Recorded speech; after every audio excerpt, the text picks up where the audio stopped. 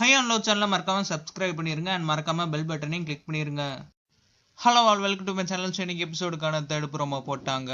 இந்த ப்ரோமோலையுமே same topic தான். எல்லா பேரும் ஆரியை தான் ப்ளேம் பண்றாங்க. சோம்சேகர் ஃபர்ஸ்ட் பிளாஸ்மா டீம் முன்னாடி சொல்றாரு, குறை சொல்ற டாஸ்க் இன்னைக்கு தான் வந்திருக்கு. பட் டே 1ல இருந்து குறை சொல்றது யாருன்னு பாத்தீங்கன்னா ஆரி தான். என்கிட்ட மத்தவங்கள பத்தி பேசுறேன் அண்ட் என்ன பத்தி அடுத்தவங்க கிட்ட போய் பேசுறேன்னு சொல்லிட்டு ஆரியை பார்த்து சொல்றாரு. அப்படி என்னதான் ஆரி மத்தவங்கள பத்தி பெரிய குறை சொன்னாருன்னு தெரியல அண்ட் மத்தவங்கள பத்தி பின்னாடி தப்பா பேசினாருன்னு தெரியல. சோம்சேகரை பப்பட் கடலை சாப்பிட்டு வின் பண்ண பாக்குறாருன்னு சொன்ன பாலாவை சோம்சேகர் எதுவுமே சொல்ல மாட்டேன்றாரு. பட் ஆரி மட்டும் எதுக்கு எடுத்தாலும் சொல்றாரு. அண்ட் நெக்ஸ்ட் யார் வந்து பேசுறாருன்னு பாத்தீங்கன்னா ரியோ தான் வந்து பேசுறாரு. ரியோ ஆரிய பத்தி என்ன சொல்றாருன்னா, ஆரி சொல்ல வர பாயிண்ட்ஸ் சுருக்கமா ஷார்ட் ஃபார்ம்ல சொல்லிட்டாருன்னா ஆரிக்கு அகைன்ஸ்டா யாருமே நிக்க முடியாதுன்னு சொல்லிட்டு பாசிட்டிவா ஒன்னு சொல்றாரு. அண்ட் அடுத்து ரியோ என்ன சொல்றாருன்னா, மத்தவங்களுக்கும் தன்னை பிடிக்கணும்னு சொல்லிட்டு ஆரி எஃபர்ட் போட்டாருன்னா அவரோட லைஃப் ரொம்ப பியூட்டிஃபுல்லா இருக்குன்றாரு. எல்லா ஹவுஸ்மேட்ஸும் ஒவ்வொரு பத்தி நெகட்டிவ் பாயிண்ட் சொல்லணும், அதான் டாஸ்க் போல. பட் எல்லா ப்ரோமோலையும் ஆரிய நெகட்டிவா தான் காட்டுறாங்க. ஒன்னு ஆரி கரெக்டா பேசுறதே நெகட்டிவான பிஜிஎம் போட்டு காட்டுறாங்க. அடுத்தவங்க ஆரிய பத்தி ஏதாவது நெகட்டிவா சொல்லிட்டு அதை ஹைலைட் பண்ணி ப்ரோமோவா காட்டுறாங்க.